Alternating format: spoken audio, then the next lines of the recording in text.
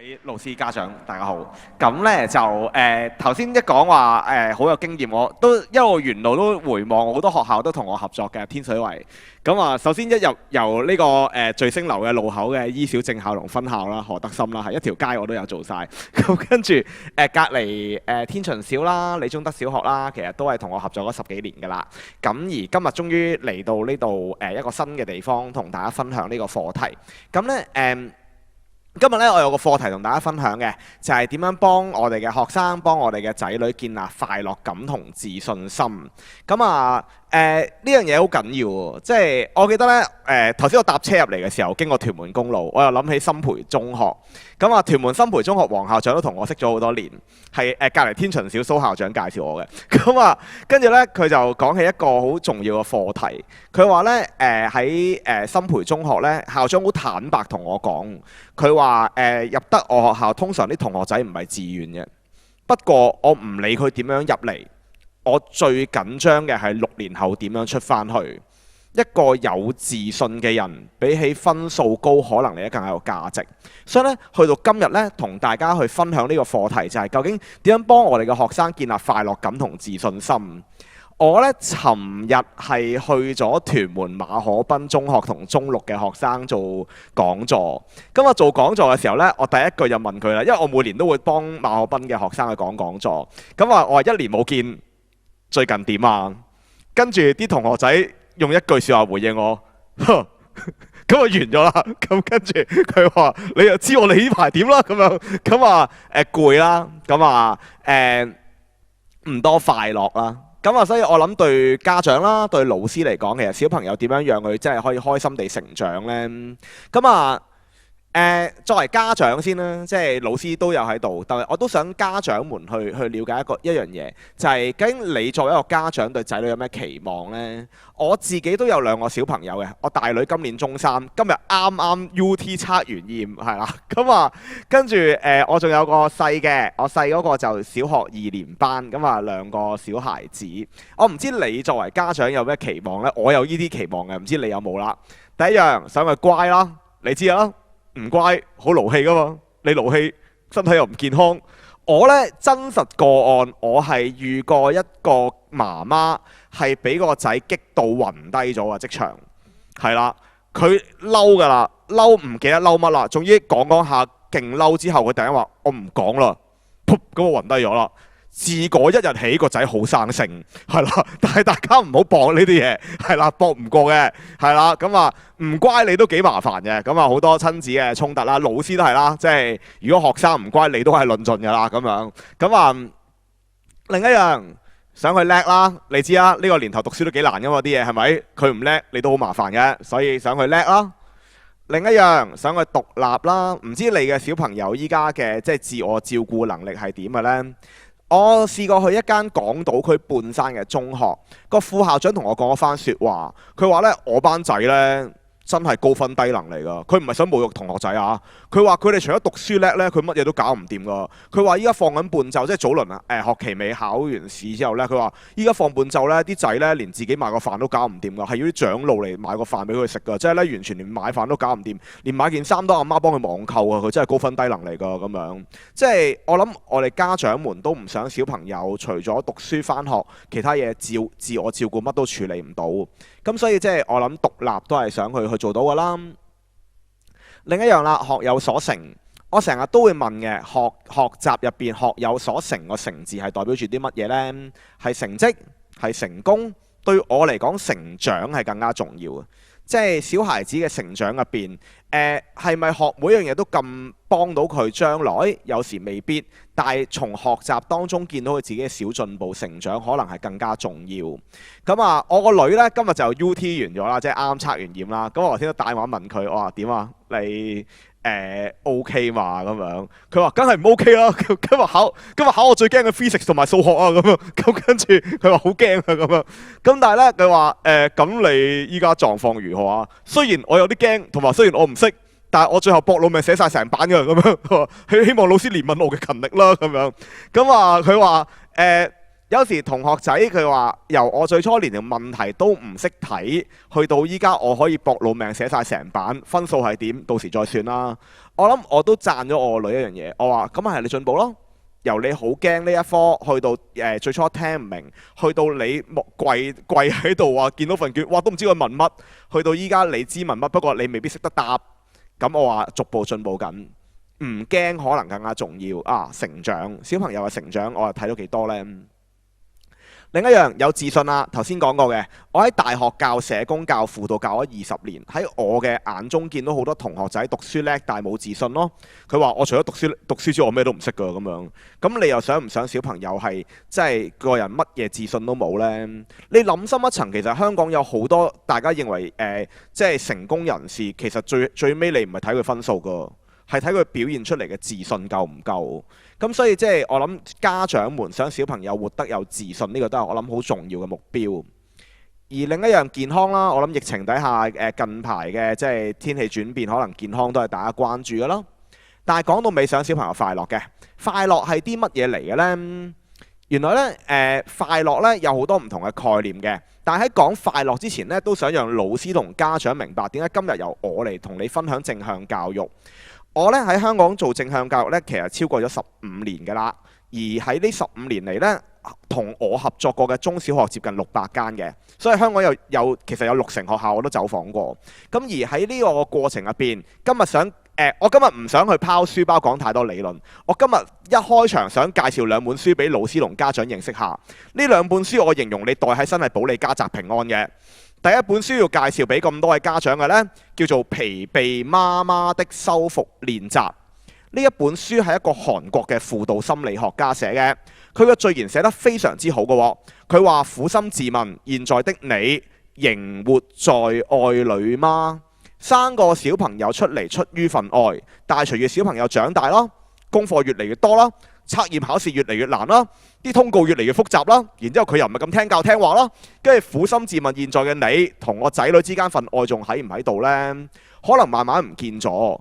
老師都一樣，由你立志成為一個教育工作者，都出於份愛，但係隨住啲學生冇你想咁聽教聽話啦，啲工作啊越嚟越繁重啦，跟住好多唔同嘅事務成日找上門啦，苦心自問，現在嘅你同學生之間份愛又喺唔喺度呢？可能慢慢唔見咗。學期初都還好啊，一個學期之後再問你，可能個答案有啲唔同㗎啦。即係對你嚟講，你同學生之間同仔女之間份愛仲喺唔喺度呢？如果唔見咗嘅時候呢，其中一個可能性就係你攰。其實要一個身心俱疲嘅人俾份愛我哋身邊嘅人係好難㗎。呢個道理唔陌生㗎。你細個都一樣㗎咋。你諗下你細個嘅時候，阿爸阿媽心情唔好，你屋企係特別生性㗎。你真係唔敢亂嚟嘅。即係就係咁咯。所以當大人唔快樂，其實細路係唔會有好日子過。咁所以咧，呢本書呢，我想介紹俾各位即係老師同家長睇下個原因嘅。佢講緊近呢6年一個好熱門嘅話題，我哋叫自我關懷 （self-compassion）。我哋點樣能夠關懷好自己嘅心靈健康，從而讓同身邊嘅人之間份愛仍然存在呢？呢本書呢係一本練習書嚟嘅，全部都係小練習嚟嘅啫。點樣瞓得好啲啊？留意自己嘅情緒啊？放鬆自己啊！當你發現到你都幾經常會燥底嘅，即係你諗下你自己心情差，阿仔阿女求其講一句説話都可以辣興你噶嘛。咁所以如果你發現到你開始都有呢個症狀喎，誠意推介係啦，做下小練習啦。咁啊，疲憊媽媽的修復練習。第2本書要介紹俾咁多位嘅呢，我形容係見到個書名，你內心經已開始流眼淚嘅，特別係老師們。呢本書嘅書名叫《拿掉工作後，你的人生還剩下什麼》。書名嚟㗎，呢個係呢本書呢係一個日本嘅精神科醫生寫嘅。呢本書呢個序言又咁講嘅喎，佢話呢有好多人有精神健康困擾，其實都係解決唔到一件事嘅，就係拿掉工作後，什麼都沒有。即係咧，香港人嘅超時工作同埋工作怠倦係世界名列前茅啊！簡直係香港人驕傲啊！對你嚟講，掹走工作剩翻幾多時間屬於你自己呢？但係可能在座啲家長話唔係喎，我冇打工嘅喎，我淨係翻屋企做家庭主婦嘅啫喎。係啦，咁我係要分享一個殘酷嘅事實俾你聽嘅。喺北歐呢，有啲國家呢，家庭主婦政府會出糧俾佢噶，而份糧係幾高嘅喎。咁啊，佢有個好清晰嘅指引嘅。點解政府會出糧俾家庭主婦呢？佢就係話，因為你願意留喺屋企去打理家頭細務，你嘅其他家庭成員先能夠有空間去打工，為社會去提供生產力。所以你做家庭主婦係有好強嘅生產力嘅，所以政府會出糧俾佢嘅。但係我好可惜呢個係香港嚟㗎。咁啊，但係我想帶出嘅就係，其實做家庭主婦係慘過返工㗎。我最近咧有個小學嘅家長小組，咁啊每年都會有啲咁嘅家長小組同啲家長傾偈。咁啊2年班有個媽媽，咁啊我哋話啊成年冇成個暑假冇見，今年有冇咩新動向分享下？然之後有一個媽媽佢嘅分享係感動咗佢全部所有嘅媽媽。佢話我呢，今年呢，終於唔係淨係喺度湊小朋友啦，我終於返返份全職嘅工作啦，我開心咗好多啊！跟住啲媽媽即刻話：哇，咁幸福嘅你咁樣，係啦，即係我諗做家庭主婦真係唔容易喎。咁所以即係對你嚟講，掹走嗰啲家頭細務有幾多時間屬於你自己嘅呢？可能都冇乜得剩。而呢本書其實想講啲乜嘢呢？我諗對老師家長嚟講都好重要，幫到你自己同幫到阿仔。佢本書講一個好重要嘅話題嘅，佢話有好多唔同嘅心理學研究，究竟一個人喺乜嘢嘅情況底下，再辛苦都願意去面對，再多嘅困難同挑戰都嘗試去克服呢？就係當你越見到人生意義嘅時候啊，一個人越揾到意義係越能夠承載苦難噶。所以本書有句好重要嘅提醒，佢話工作不是你的正職，人生才是。點樣幫自己揾翻人生堅持嘅意義，讓你有動力面對唔同嘅難關呢？曾經呢，我同一個威爾斯親王醫院嘅精神科醫生嘅顧問呢去教書，佢呢就做咗一個幾有趣嘅調查，家長老師都值得去參考下。佢呢每個星期呢，中大都會有10個醫學院嘅學生呢會去佢嗰個部門實習嘅，咁每個星期都唔同噶啦。佢呢近呢10年呢，每個星期都問啲同樣嘅問題嘅，就係問啲中大醫科生。佢就話呢你係咪年年考第一？然之後呢，佢發現係冇人年年考第一嘅，所以佢提啲老師唔好嚇啲同學仔年年考第一先入到中大醫學院，係從來冇呢件事發生嘅，係啦。第二樣就係佢話嗱，中大醫學院呢係難入嘅，但係其實更加難畢業嘅。去到佢呢個地方做實習呢，其實都過5關斬6將噶啦。所以呢，佢都問啲學生一個問題：究竟有啲乜嘢原因令到你可以捱到今時今日？咁呢呢位醫生佢得到一個結論嘅，就係佢話呢，原來當一個學生，即係當呢啲中大嘅醫科生呢，佢捱到今時今日係當佢覺得呢一科係佢真心中意做醫生係唔係阿爸阿媽叫，唔係老師要我做，我真心自己想做嘅時候，我就能夠承載住幾多嘅困難都肯做。所以我想帶出嘅就係阿仔阿女一樣㗎，有時佢唔係唔想去做好嗰件事，但係佢唔明點解係淨係你要我做而唔係我想做咯。嗱，最簡單個例子啫，呢一代嘅年青人好中意走去自學韓文學日文嘅，咁點解啊？咪就係因為佢想追星啊、打機煲劇啊，唔使睇翻譯咯。咁你咪知道咯，佢唔計分啊，佢都自己走去自學啊。呢個咪就係佢揾到自己堅持嘅動力咯。但係有時佢睇唔到返學嘅動力嘅時候，對佢嚟講返學就變得好辛苦。咁所以呢，老師們都係一樣嘅。呢本書其實好好睇嘅，有唔少中學係高中攞嚟做週年閱讀刊物，睇完之後要去寫反思嘅，幾幫到同學㗎喎。佢開始呢本書唔係啲好理論、好艱辛嘅書嚟嘅。佢真係嘗試幫你好多導向去探索，究竟你生活辛苦為咗啲乜？而呢本書呢，第一個章節寫得好好嘅，老師特別啱睇。佢係咁講嘅，佢話一個人喺心情低落嘅時候，你個腦海總會出現一個想法，就係咁辛苦，唔知為咗啲乜。而當你答唔到自己嘅時候，心情只會不斷跌落去，你好難爬翻上嚟。咁所以呢，佢話當你越辛苦嘅時候，你要揾到自己堅持嘅理由。呢個就係呢本書想講嘅話題。所以呢，當阿仔阿女佢返學，佢覺得辛苦，佢好唔中意嘅時候，佢又有冇諗過返學對佢嚟講最大嘅動力係啲乜呢？咁呢本書好多幾生活化嘅話題嘅，有啲老師做生涯規劃㗎啦，做就業輔導㗎啦，咁有時都會借呢本書一啲話題同學生去傾。咁所以特別老師們係啦，誠意推介。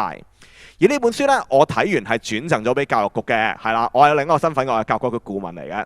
咁啊，係啊，星期一唔知有冇老師報咗名去教育局上堂啦，係啦，我係負責教嘅嗰堂係。咁啊，我每年喺教育局都幫手開好多會。咁啊，記得咧呢本書我睇完係轉贈咗俾教育局嘅。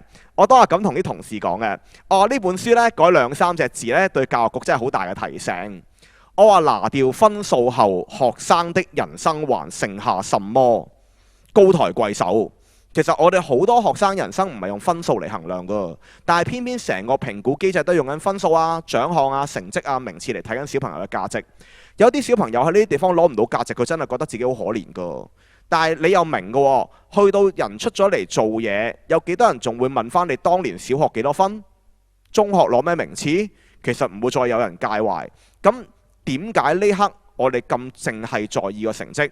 嗱，我強調一點啊，我唔係話成績冇價值冇意義啊，只係講緊成績唔好成為小朋友人生唯一嘅意義，呢個先係重點。有啲小朋友其實佢分數未必反映到佢嘅努力㗎喎，但係可能係一個好好嘅人嚟㗎喎。咁但係點解我哋淨係睇呢一樣呢？分享少少我自己同我仔嘅經歷先。咁啊，我仔呢2年班啦，依家小學2年班，但係呢，我個仔喺小學1年班嘅時候呢。我咁形容呢，我個仔嘅中文程度係令到我非常之擔心。我個仔嘅中文程度，我近乎文盲嚟形容佢嘅，係啦，唔係想嘲諷侮辱佢啊。佢嘅中文程度用文盲呢個字形容，其實係好科學化嘅。點解呢？我個仔喺小1嘅時候11月度啦，學校有啲中文嘅小評估，咁啊10分滿分嘅。當日第一個知分數嘅唔係我，係我個女，因為我個女每日都會放學就會幫我個仔睇功課，叫佢打開出嚟做㗎啦，係啦，爭得多年紀係有個好處嘅，我個女會幫手睇功課。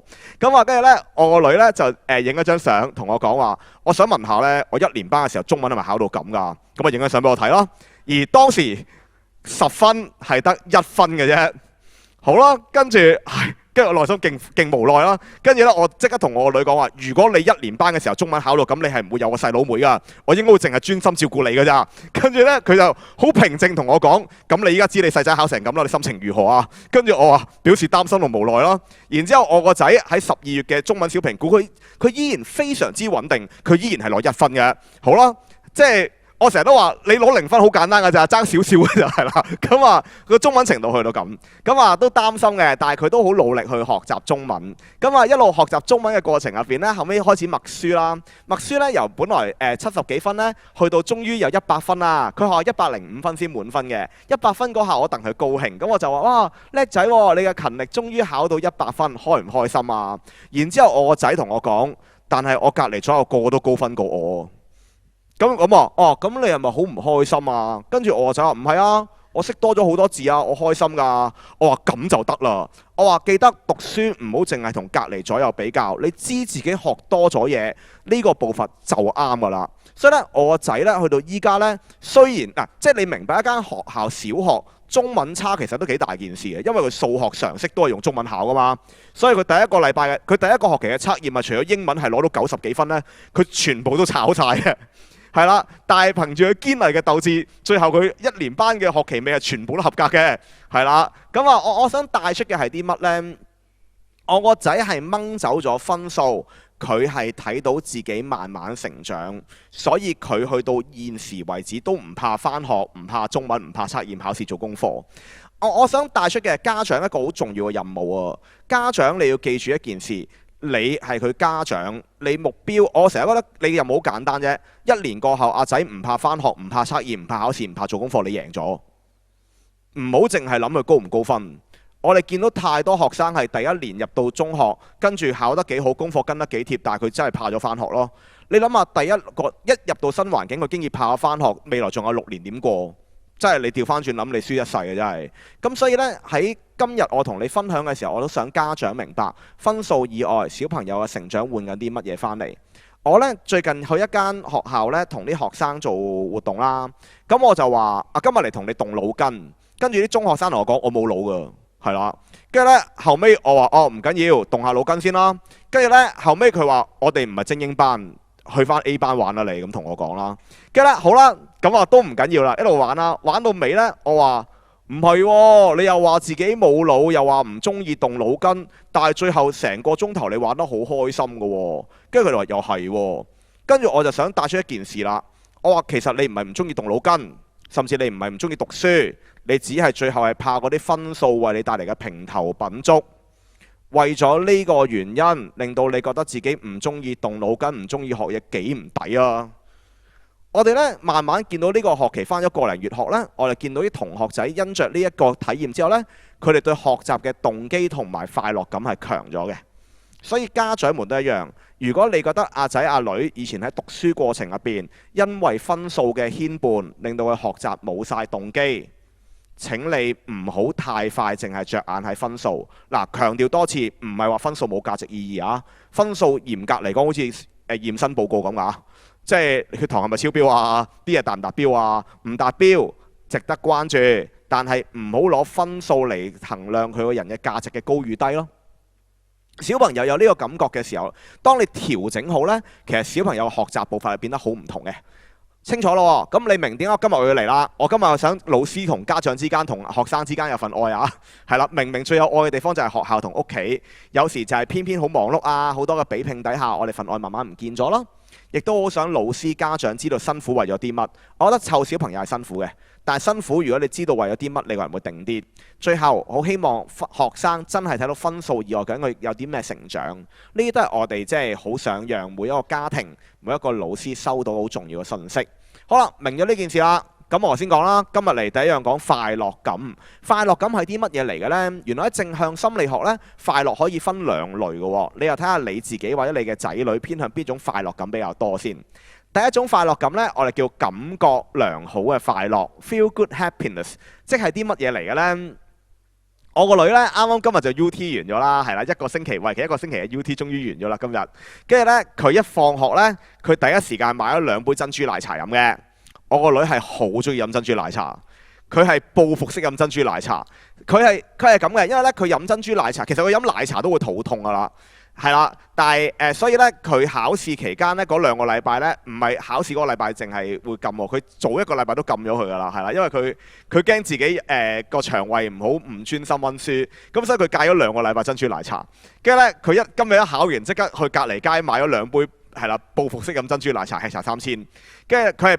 因為咩叫報復式飲呢？佢係同一時間2支飲筒插落口啦，然之後飲晒成口豬啦，飲到真係啃死咁樣啦。跟住呢，佢上年試過拍一段片嘅，自己睇嘅啫，就冇擺上網嘅。跟住呢，佢就話飲完兩支飲筒插落口，飲到成個珍珠嗰時呢，佢最尾8隻大字去總結呢段片嘅感覺。佢話人生如此，死而無憾。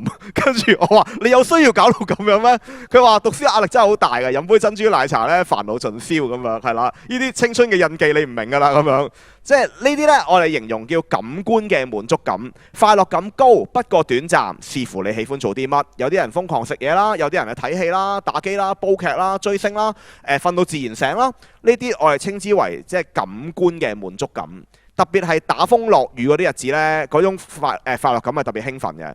我呢3個禮拜前嘅星期一，我記得陳瑞琪喇沙書院咁啊當日係其實最尾一堂週會啦。咁啊學生係未知連續會有2日封假嘅，咁我負責講週會。咁我就問啲同學仔啦，我話各位同學你哋今朝祈禱嘅時候有冇特別虔誠啊？跟住佢話有啊。跟住我話你哋求乜嘢啊？打風。跟住我話哦，咁你打風，咁你如果真係天父聽到你嘅禱告之後，如果真係打風打得成，你會點啊？跟住有個同學話讀書。跟住我話做人唔好咁虛偽啦。跟住話打機係啦。咁話打機煲劇瞓到自然醒咁喺度嗌咗成班去睇演唱會咁樣嗌咁樣。咁話嗱，即係呢啲就係一啲感官嘅滿足感啊！你一突如其來嘅放假，你覺得做啲乜嘢感覺最正？呢個就係我哋所謂感官嘅滿足感，快樂感高而短暫嘅。壓力大嘅時候，呢種感覺係最有效幫你減壓嘅。咁所以如果阿仔阿女有時讀書壓力大嘅，了解下佢中意做啲乜啦。適量地俾佢做下，其實係幫佢舒緩到自己嘅壓力嘅。咁啊，呢個係第一種。第二種感覺，第二種快樂感呢，我哋稱之為價值為本嘅快樂，又係啲乜嘢嚟嘅呢？分享下培正中學一個10年前嘅學生嘅經歷先。咁啊，培正中學咧有個學生係咁嘅。我每年去啲好多學校嘅中一做啲迎新活動啊，講講座咁樣。10年前有一次喺培正中學問啲學生，對中一嘅同學嚟講做啲乜嘢會令你快樂？當日有一個中一嘅女同學，佢嘅分享係震撼咗全校嘅中一嘅學生嘅。佢揸住支咪同大家講：讀書令我好快樂。然之後全場哇，老師佢撞邪啊，快幫驅邪啊咁樣。好啦，跟住後尾我再同佢講啦，好啦，為咗證明你唔係撞邪，我俾個機會你分享下點解讀書令你快樂啊。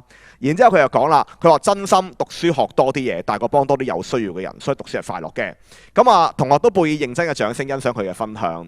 3年後有後續嘅，咁啊3年後呢，咁啊再去培正中學睇佢哋週年音樂劇表演。咁啊到同學帶我去個座位坐低之後呢，大位個同學突然之間喺我耳邊講，佢話：我到而家都好中意返學㗎咁樣。我心諗咩人嚟㗎？呢個咩事啊咁樣？跟住咧，佢見到我眼神好疑惑，跟住佢就行翻嚟同我講，佢話：我就係中一同你講好中意返學嗰個同學仔。我話：哇！你撞邪撞咗3年啊，你都幾嚴重喎。跟住我話：係啊，咁佢就走咗去啦咁樣。咁啊校長就坐我隔離話：sorry，我同學仔成日跳掣，多多包涵。咁我話唔係啊，同學仔又唔介意人哋點樣睇，又分享啲喺佢眼中好有價值又佢開心嘅事，其實好戥你高興有咁好嘅學生。咁我話啊係啊，呢個同學仔好中意服務他人，我都戥佢高興。而呢個故事呢，喺今年8月係有後續嘅。啱啱8月呢，我去咗將軍澳一間Band 3嘅中學呢做教師培訓。完咗之後呢，有個同事有個老師走埋同我講：我可唔可以同你影張相？我話嚇，哇有 fans。跟住呢，後尾咁啊禮貌上，我唔緊要，影張相啦。影完之後佢話我想 send 俾我阿媽睇。我心諗你阿媽係邊個呢？跟住後尾呢，佢就話啊，其實實不相瞞啦，我就係中一疑似撞邪嗰個女同學啊咁樣。咁佢就哇咁恐怖啊！跟住我咁大個㗎啦依家。佢話係啊，跟住我話你做乜咁睇唔可以走去教書啊咁樣。跟住呢，佢就話其實呢，中一嗰句説話我認真講啊，我覺得呢，讀多啲書學多啲嘢，幫多啲有需要嘅人。所以我覺得喺能力底下盡量做一啲即係照顧一啲可能比較大需要嘅學生啦。所以我就嚟咗呢度啦咁樣。咁啊嗱，我想借呢個同學仔嘅分享講嘅就係人就係咁噶啦。原來有一種感覺過程係辛苦嘅，未必全程都咁舒服嘅，甚至喺我眼中啊，有啲人嘅生活都可以幾折墮嘅。不過當佢覺得嗰樣嘢好有價值、好有意義嘅時候，呢種感覺唔係食餐好睇場戲換到返嚟嘅。學術啲講，我哋叫價值為本嘅快樂；而講得淺白一啲，呢啲叫心靈嘅滿足感。對在座嘅家長同老師嚟講，呢個感覺絕對唔陌生，因為你要繼續堅持照顧你嘅小朋友、照顧你嘅學生，其實要靠住份心靈滿足感去堅持嘅。先講下家長先啦，即係早2、3代會同我哋講嘅養兒防老，生多個老來多個人照顧你。你去到呢一代，你深深明白一件事㗎，呢個年代生一個蝕一個㗎。即係咧，以前嗰個年代同你講話養兒100歲長憂99，呢個年代我叫養兒100歲長憂101。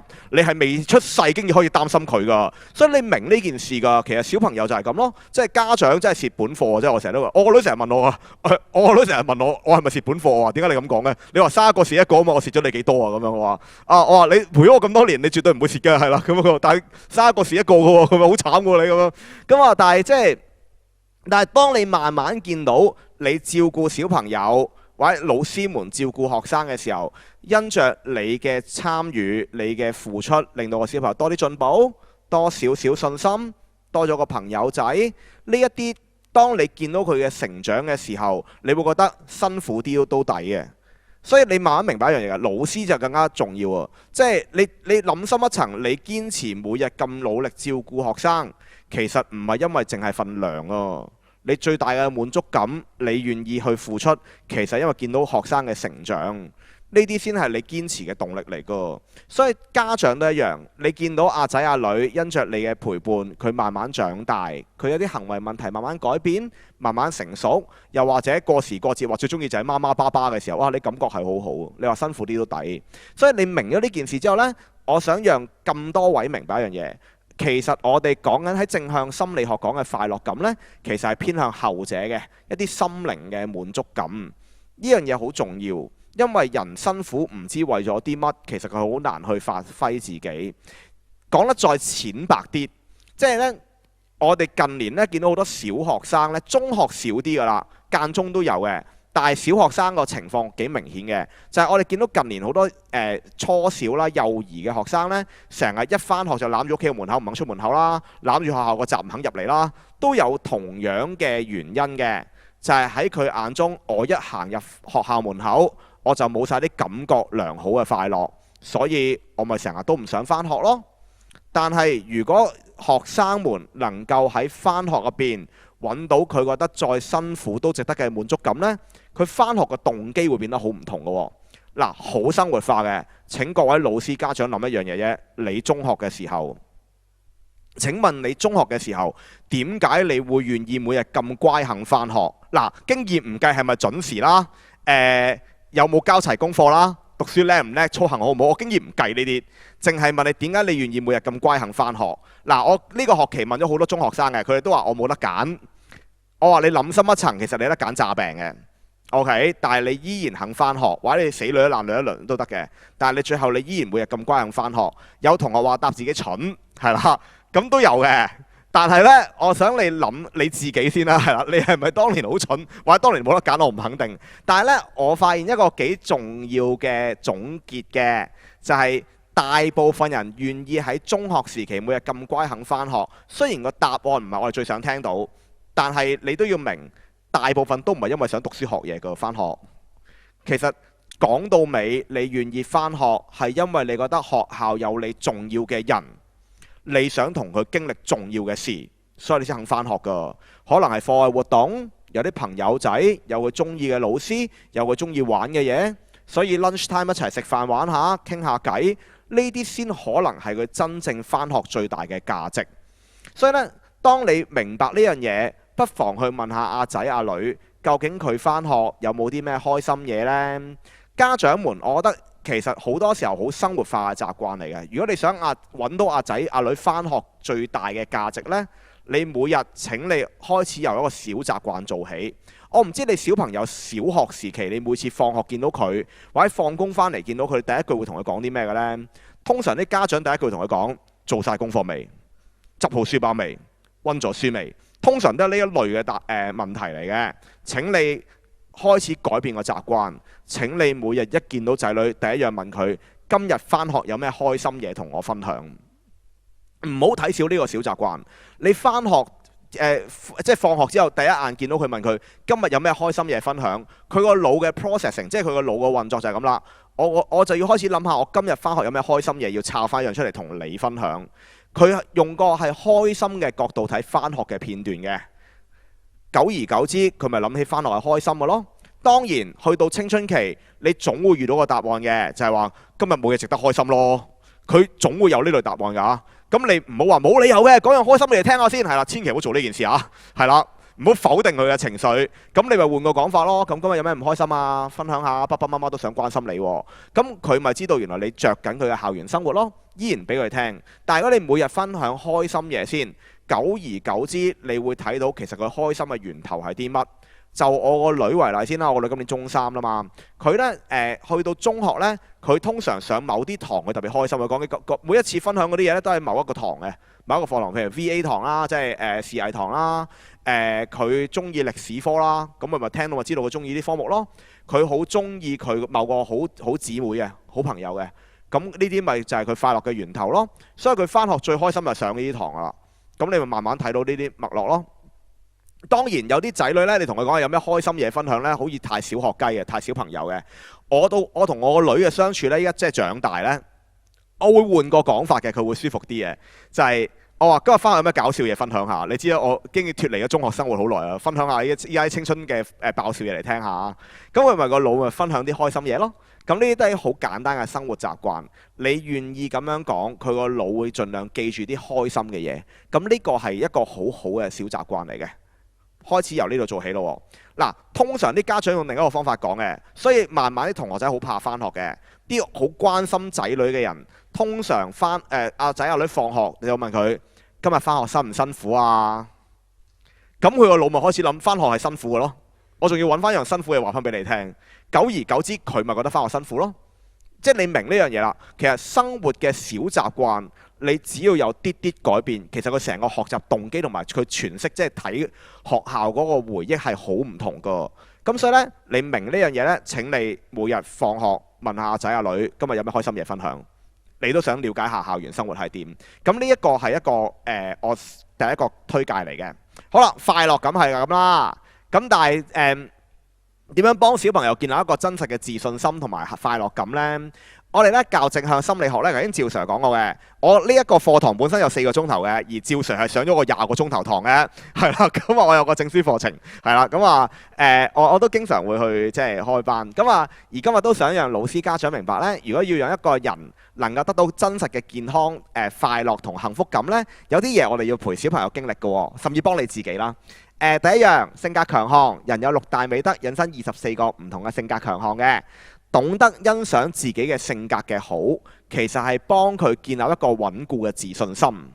第二部分就係幸福理論。我哋原來喺幸福感入邊呢，有5個因素好影響一個人嘅幸福感嘅。我哋學名叫 PERMA，P-E-R-M-A， 5個英文字母代表住5個唔同嘅幸福元素。當你越能夠5樣都穩固地經營呢，你嘅幸福感係相對會好好多嘅。咁包括有情緒啦，穩健嘅情緒啦，總會有傷心啊、驚啊、擔心嘅時候嘅。你懂得去表達、接納自己有唔同嘅情緒，咁將壓力化為動力，呢個係第一樣。第二樣，投入感啦，生活要揾到啲喜歡做嘅嘢嘅，樂而忘我，培養興趣，投入感多，人會忘憂。人總要揾到啲忘憂嘅嘢，讓你可以減壓嘅，咁投入感好緊要咯。第三樣，人際關係啦，好嘅家庭關係啦，朋友仔之間嘅關係啦，師生關係啦，咁呢啲都係重要嘅。最後最尾嗰兩樣，人生意義同埋成就感。成就感唔一定係獎項名次嘅，佢真係揾到一啲對佢嚟講少少嘅進步都好緊要。咁但係我諗喺講成就入邊呢，唔好淨係諗住佢一定要進步啊攞獎。我個女呢，其實成日都俾到好多生活嘅小智慧我。我記得咧，我個女呢，升個中1之後呢，我返學第一日呢，我同佢講一樣嘢，我話：阿女，你覺得呢個學期有咩方法令自己進步啲？然之後我個女當頭棒喝同我講咗番説話，佢話其實要保持水準都唔係一件容易嘅事嚟㗎。又啱喎，嗱我當刻係反佢白眼嘅，年青人咁樣。但係咧，跟住咧佢又講多句嘅，嗱我唔係唔想進步，不過我想你知道，其實我冇退步，我都付出咗啫。你肯定咗我嘅努力，先再諗進步，我會舒服好多咯。都係嘅喎，阿仔阿女，老師們有時都會嘅，好想學生呢個學期有進步。但係你都明嘅，有啲嘢你冇做一輪，你總會生疏㗎。所以你諗深一層，唔係一個人一定永遠向前進㗎。其實佢會有褪翻後嘅時候啊，係啦。如果佢能夠捍衛自己冇退步，其實都可能付出咗。咁所以成就唔一定淨係望住佢嘅進步，其實佢過程付出咗啲乜，我諗呢啲都好緊要。咁所以呢，5樣嘢，成就感啦、意義啦、人生即係人際關係啦，呢啲我諗呢啲我哋好想大家收到嘅。好啦，咁明咗呢樣嘢啦，今日呢，簡單啲，想你知道嘅，究竟人嘅自信心係點嚟嘅呢？牽涉到以下呢個小練習啦。請問你依家熒光幕見到啲乜嘢呢？星星啦、飛鏢啦、十字星啦，通常都係睇到呢一啲嘢嘅。但係熒光幕最多係白色。問你見到啲乜，你好快就會關注黑色嗰2點嘅。咁你話人之常情啊，大家都望呢啲㗎啦，我點知你講白色啫？好啦。咁唔緊要，我哋將呢件事搬翻去個實際生活環境，派成績表。想像下你收到份成績表，不論係你自己嘅或者你嘅仔女嘅，6科成績分佈分別係咁嘅。大吉利是講句係啦，分別阿仔阿女攞到3個 A， 1個 B， 1個 C， 1個 F。冚埋個成績表，讓你最記得佢有咩成績呢？梗係 F 啦，內心無限嘅憤怒，點會有個 F 㗎咁樣？好啦，呢個問題其實係美國一個調查，訪問咗唔同國家嘅人，遇到呢個情景，你最記得嘅咩成績？咁當日呢，香港係有82%嘅受訪者睇 F 嘅。如果你覺得你睇住阿仔阿女嘅成績表或者你自己成績表都係睇 F 先嘅話，咁點解我哋有呢個諗法嘅呢？我哋咁講嘅就係因為有個媽媽一語道破我哋嘅心聲，佢話我個仔3科衝線，1科喺起點，我唔睇嗰科睇邊科？係啦，我都係咁諗噶。人求進步，嗰啲上咗岸㗎啦，冇問題啦，搞掂啦。喂，嗰科仲喺起點，真係大件事咁樣。我哋可能好多時候有呢個諗法嘅。好啦，如果呢個想法合理，你嘅仔女長大又會變成點嘅呢？我喺大學教社工咧，教咗20年，咁我有時都要帶實習嘅，咁啊帶實習嘅supervisor 去睇佢哋即係做成點啦，都10年前一個經歷嚟㗎啦。咁啊睇完實習，跟住就問個同學仔：你覺得今日自己表現如何啊？跟住有個同學調翻轉問我，佢話：你今日覺得我表現值幾多分？我話求學不是求分數，唔好諗分數住，講下自己做成點先。咁之後幾多分啫？跟住咧堅持問我分數，見佢咁堅持講下啦。我話70零分啦，唔錯啊，第一次幾好啊。跟住佢面色一沉同我講：我個30分呢？我話有70分嘅喎，欣賞咗70分好嘅地方先啦。我個30分呢，好似爭佢好多錢未還咁。好啦，都講埋俾佢聽啦。咁最後，好啦，最後呢，我就同佢講啊，我話你死我實講你一世。佢話有咩值得你講一世？我話你將你做得好過70分縮細到變成7分甚至0.7分咁細，但係將你做得未夠好過30分放大到300甚至3000分咁大，呢件事合理咩？如果你覺得呢件事合理嘅時候，你嘅快樂感從何來？你嘅自信心從何來？但係人就係咁得意，明明白色係最多，偏偏你啄住黑色嗰2點。明明你有3個 A， 你好快將所有注意力放喺個 F 嗰度。當你開始明我講緊係一個咩概念嘅時候呢，我哋心理學形容呢個概念呢，叫做 negative bias， 負面偏好。人係好習慣睇住負面嘢嘅。因為我睇住負面嘢喺邊，我避得開佢，我加以改善，人生係順利好多噶嘛。所以我哋好習慣睇負面嘢嘅。嗱，家長你一定成日睇負面嘢嘅。點解咁講呢？做功課咪知咯。唔少家長會講嘅，陪仔女溫書做功課就係磨滅親子關係嘅元兇。一做功課勁傷和氣咁樣。即係你啄住佢做功課，你通常話佢啲咩啊？就係話佢：喂，咁大個人寫字仲咁鬼核突嘅你，計數計得咁慢嘅，你又唔好睇到佢返學經已好勤力啦，係啦，仍然好努力做功課啦。但係你淨係睇住佢寫字核突咯，計數計得慢咯，咪就係咁咯。所以我哋好習慣就係啄錯處，老師都一樣。老師我肯定係負面偏好嘅表者嚟㗎啦。嗱，強調啊，負面偏好唔係一個貶義詞嚟㗎。講緊嘅係你睇嘢嘅功能嘅優先次序啫。負面偏好係一個中性詞嚟㗎。我點解話表者呢？改功課你咪知咯。通常你圈佢錯處㗎嘛，啱嗰啲好少會剔㗎喎。但係你就會圈佢錯處咯，因為我哋揾錯處幫佢改正啊嘛。呢個係我哋嘅專業訓練嚟嘅。好啦，咁你話咁有咩問題啊？咁樣嗱，講個極端啲嘅例子先，一個實驗係啦，我都10幾年前做㗎啦。我喺屯門一間 Band 3嘅中學做一個實驗係啦，老師們不妨諗下呢個實驗可唔可以移植到去你嘅科嗰度啦？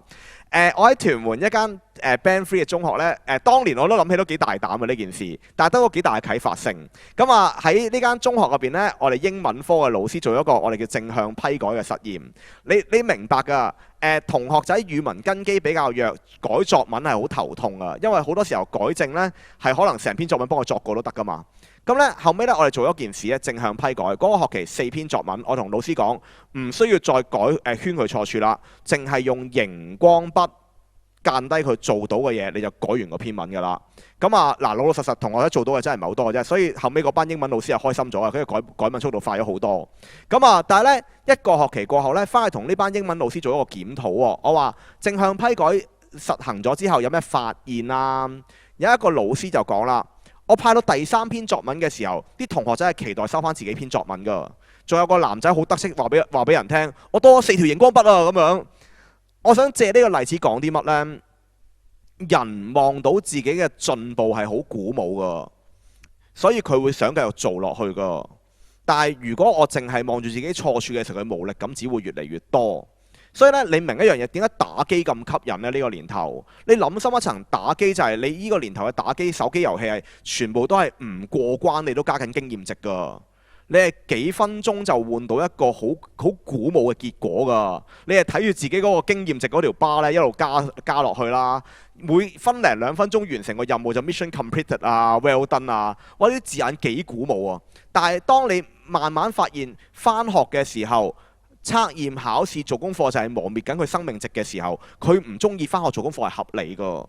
所以咧，你明咗呢樣嘢之後，我想家長同老師明白自信心嘅來源，其實係嚟自你由細歲當中睇到啲佢本身擁有，不過你不以為然嘅嘢，當你慢慢幫佢揾翻出嚟嘅時候，佢嘅自信心先能夠啟動嘅。咁即係啲乜嘢呢？我想你學識睇翻白色嘅位置啊！其實好多人白色有好多嘢㗎，不過你覺得嗰啲嘢應該基本嘢嚟啦，係咪真係基本嘅呢？其實唔一定。白色嘅係啲乜呢？其中一樣呢係性格強項。人嘅性格係與生俱來嘅，冇人掹得走你嘅。因此，當你願意欣賞翻阿仔阿女同學仔嘅性格特質，喺科學化驗證，我哋見到一個人嘅自信心係有明顯嘅改善嘅。咁即係點嘅呢？我講呢就唔夠以下呢段片吸引嘅，所以介紹呢個頻道嘅影片俾大家認識下。入邊講到原來性格有幾大嘅幫助嘅，一齊睇一睇以下呢段影片先。全球70億人當中，每個人都有唔同嘅品格特質，有啲人有較強嘅自制力，有啲人就非常之有好奇心，而每種品格特質都冇高低之分，但就造就咗我哋嘅獨特性。咁到底係乜嘢決定我哋每個人嘅品格特質？係靠先天決定定係後天培養嘅呢？原來除咗基因，我哋嘅思想、周圍嘅環境，仲有身邊嘅人都有份塑造我哋嘅品格特質。好多人都以為江山易改，本性難移，反而學習就可以靠後天嘅努力。於是過去一段長時間，每當我哋講到教育，都會集中於討論點樣訓練小朋友嘅認知能力同埋知識學習。但係其實品格特質都可以發展同埋強化鍛鍊，而前提就係我哋需要擁有一顆成長心態。根據美國史丹福大學嘅心理學家 Carol Dweck，擁有成長心態嘅人會傾向相信自己各方面嘅能力都可以成長同埋改善，唔會刻意去證明自己與生俱來嘅能力。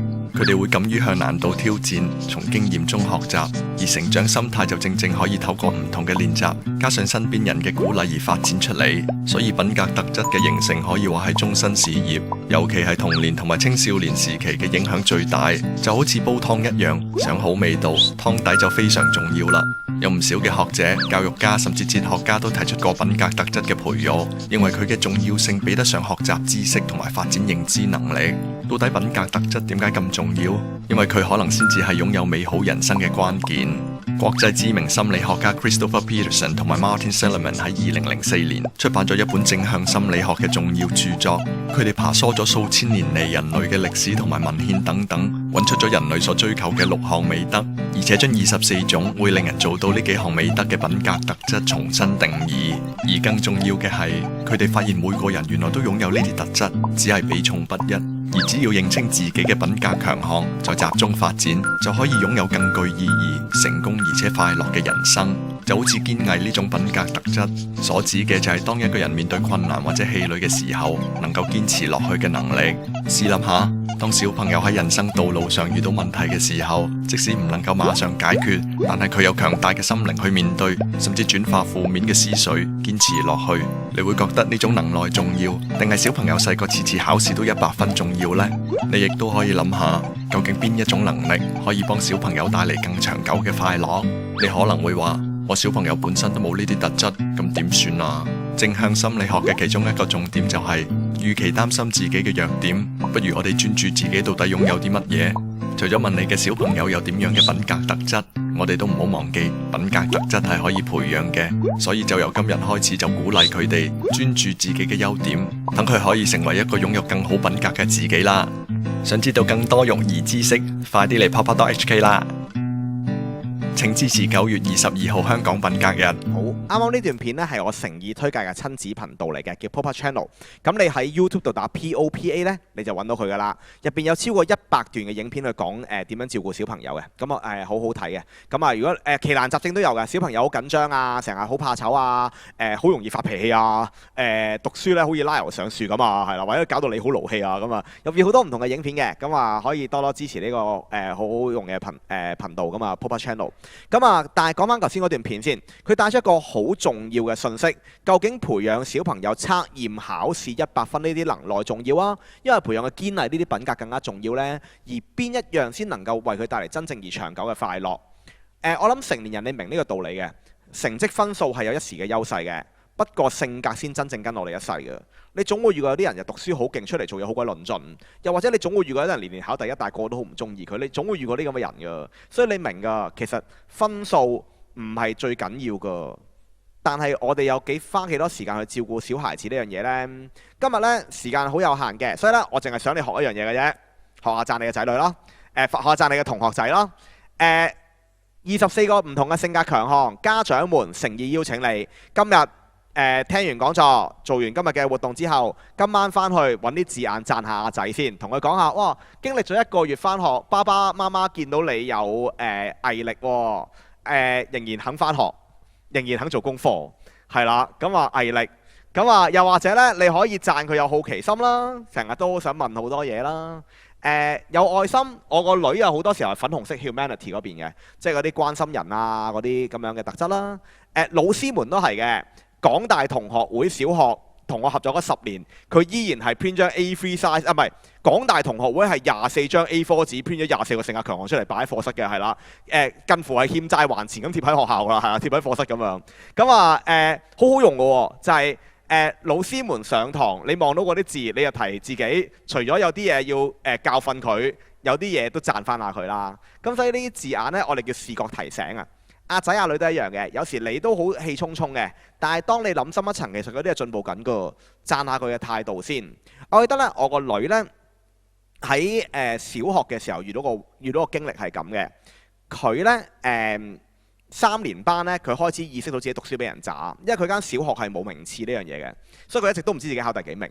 但係呢，去到3年班呢，佢開始成日問隔離左右幾多分，佢發現都冇乜人低分過佢，所以呢，佢開始意識到自己讀書俾人渣。家長日派完成績表呢，當日我好記得個畫面，我個女拖住我嘅手，細細聲同我講，佢話：爹哋，我讀書咁渣，你會唔會唔中意我啊？然之後我好快回應佢一句：梗係唔會啦，成績表冇愛心呢一欄，因為有愛心嘅人一定係最高分一個嚟嘅，係啦，所以你唔使咁緊張。不過都要努力讀書嘅，後面嗰句都好重要㗎。如果唔係佢淨係覺得愛心無敵咁，好麻煩㗎啦。咁但係即係提佢咯。咁所以佢慢慢定翻落嚟，佢知道讀書未必係佢最強自信心嘅來源，但係佢知道一講到愛心關心人，呢個係我最強嘅自信心咯。所以去到依家為止，就算佢升到中學，讀書未必好亮麗，但係喺關心別人、交朋結友，佢依然覺得我係最好嘅。呢個就係我想講出一件事。能力有時被比下去，但係你諗深一層，態度係唔會被比下去㗎。你睇運動員你就明㗎啦。你欣賞運動員欣賞啲咩啊？咪就係佢運動員嗰份態度咯。德高望重咪呢個意思咯。其實我哋嗰時候欣賞別人嘅品德多於才能同地位，因此唔好因為才能被比下去，覺得自己什麼都不是。我哋成日都提同學仔㗎，其實講到尾、跑到尾，態度先至係幫你跟你一世嘅東西。學校除咗學知識，其實學做人。我哋成日都講呢，頭先講我同威院嘅精神科醫生成日合作教書。佢最近分享一個我覺得好重要嘅説話，我覺得作為我今日呢個環節嘅小總結。佢咧做醫生啦，通常啲新朋友問佢你做咩㗎？我睇病嘅咁樣。咁啊，通常即係問老師你做邊行㗎？我教書嘅咁樣。通常可能有啲咁嘅字、啲咁嘅回應啦咁樣。但係咧，你慢慢發現一件事㗎，即係嗰個醫生係咁講啦。佢話經歷咗即係20年嘅行醫之後，佢發現到咧，其實佢從來唔係醫病，佢係醫人。老師都一樣，其實你唔係教書，你係教人。教書可能慢慢俾 AI 取代㗎。但係其實陪小朋友成長過程入邊，教人先係我哋做緊嘅嘢。家長都一樣，你唔係淨係要訓練個小朋友讀書幾勁，其實你係教識佢點樣面對人生路。所以即係今日呢，我想講自信心嘅時候，我想家長明白讚賞用呢啲字眼，佢帶住呢啲態度面對人生，可能比起佢嗰一刻嗰啲分數面對人生，可能更加有價值。咁所以唔好吝嗇自己嘅讚賞咯。咁呢。去到尾呢，呢段片我唔睇啦，我想去到最尾呢個做總結啫，因為我知你哋今日時間好緊迫，咁啊節目好緊湊。讚賞，我想講嘅呢，人嘅成功好似冰山咁嘅，上高係大家都見到嘅嘢，分數、獎項、名次。但係當你一個人真實有自信，其實唔係嚟自冰山上高㗎，你要俾人見到上高嘅嘢，你下低發生咗好多嘢先見得到㗎。正如今日不知不覺，我哋呢個講座就差唔多完啦，1個鐘頭，唔知你嘅感覺如何？通常第一次聽我講座嘅朋友仔呢，都會話啊幾快喎，幾有趣啊，幾生活化喎咁樣。但我必須要讓你知道，我今日呢個話題我講咗超過2000次，我肯定有多冇少。我講座嘅密度係非常之高，我每年講500場我俾你聽，即係我係講得好密㗎。即係咧練翻嚟嗰啲嘢，我講1個鐘頭嘢，我準備一定遠超1個鐘。老師教書都一樣，你教一堂書，其實你準備功夫遠超1堂嘅時間。學生都一樣，阿仔阿女佢要做到成績，冰山下低有好多嘅功夫㗎。俾人批評點樣調節自己嘅情緒，佢要花啲力氣慢慢去重拾佢自己嘅習慣。每一樣嘢冰山下低有好多嘢，而最真實嘅自信從來唔係嚟自冰山上高，係嚟自冰山下低。就係冇人見到冇獎攞，我都依然相信自己得。呢個先係真實嘅自信。因此呢，好希望如果家長們、老師們想我哋嘅年青人真係攞到份真實自信心，請你慢慢幫佢揾翻冰山下低嘅嘢。讚賞唔係錦上添花，讚賞係雪中送炭。就係當佢失意，佢覺得做得未夠好嘅時候，你嗰個讚賞嘅價值係更加高㗎。有時阿仔返學總會有啲挑戰嘅，阿女有時可能人際相處有啲地方唔如意。但係你能夠揾翻佢性格上高嘅好，慢慢逐步培養好自己嘅品格，佢都行到自己嘅路。因此呢，好希望呢，即係今日呢一個鐘頭都有講座啦，都帶到一啲啟發俾大家，點樣幫阿仔阿女揾翻佢快樂感啦。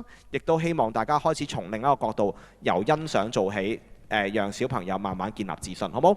再一次多謝你哋嘅參與啦，交翻我時間俾趙 Sir 先。